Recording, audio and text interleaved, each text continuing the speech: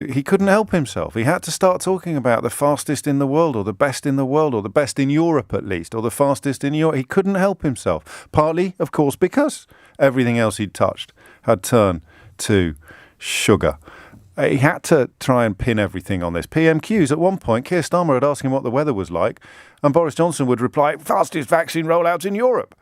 Keir Starmer had asked him what the capital of Peru was, and Boris Johnson had answered, we've had the fastest vaccine rollout. It was getting comical at one point. Do you remember when we actually predicted it, and then he popped up and almost every question he answered managed to reference the fact that our vaccine rollout was really, really good, which it was. No one is pretending otherwise. Let's make that clear at every corner. So, if this was an Olympic race, shall we say the 800 metres, right?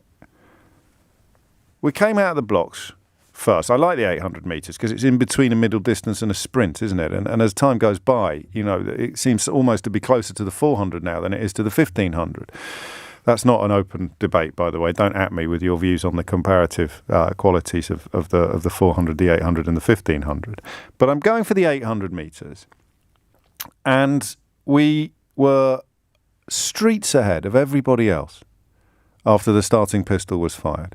Out of the blocks like Usain Bolt, okay?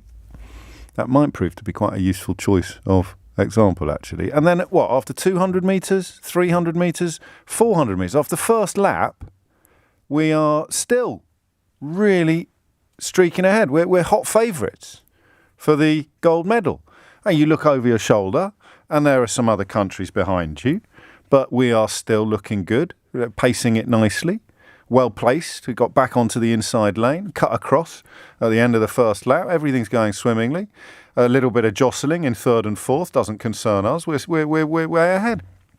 And then you get to 600 metres, and they're right on our shoulder, and you're sort of thinking, oh, crikey, they've done well. They've caught up. What do they call it? Reeled us back in. They've reeled us back in, haven't they?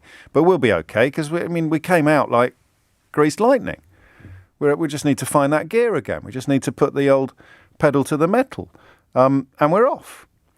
And then on that final home straight, they've started streaking past us.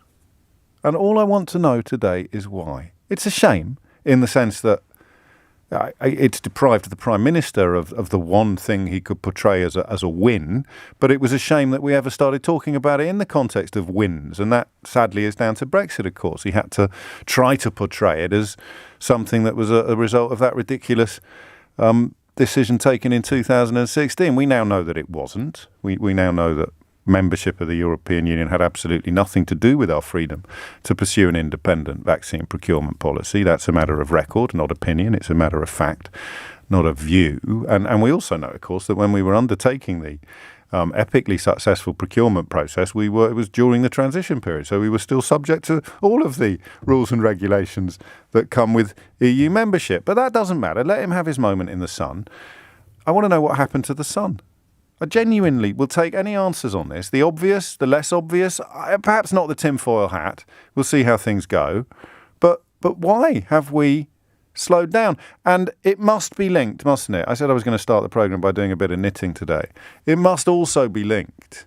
There must be a link to the rather troubling story today that 1/5 or 20% of COVID hospitalisations are now people under the age of 35. I haven't got the breakdown on how vaccinated they were or weren't, but we do know that that's precisely the cohort that we are worried are not getting vaccinated enough. So that's going to be part of the answer. Is it the entire answer? It might be, but I need you to tell me. Why have we been overtaken by various countries? So if you look at the countries that have had the percentage of the population who have received at least one vaccine dose, just in Europe, forget about countries outside Europe, we're behind Malta, we're behind Denmark, we're behind the Netherlands, we're behind Portugal, and we're now behind Spain. I'll say that again because I hate saying it. Well, I don't hate it, but I wish it wasn't true that there will be many corners of the media that won't be sharing this information with you. Malta, Denmark, Netherlands, Portugal, Spain. They've all overtaken us on that home straight, despite the fact that at the end of the first lap, we were 150 metres ahead of all of them. What's happened? I just want to know. 0345 60 973. Special mention to all the people texting me to point out that athletes don't use starting blocks in the 800 metres. It's very good that you're focusing on the important elements of this conversation, but yes, under my glorious rule, I've invented this race, so they do use starting blocks in this particular 800 metres.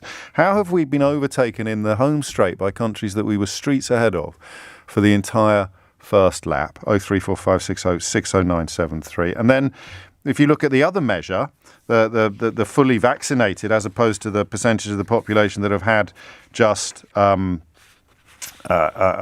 dose or have measured one dose, we've fallen way down that. We got overtaken by Ireland this week as well. So even our nearest neighbour, who've been doing rollouts and been doing vaccination centres for young people much more successfully than we have.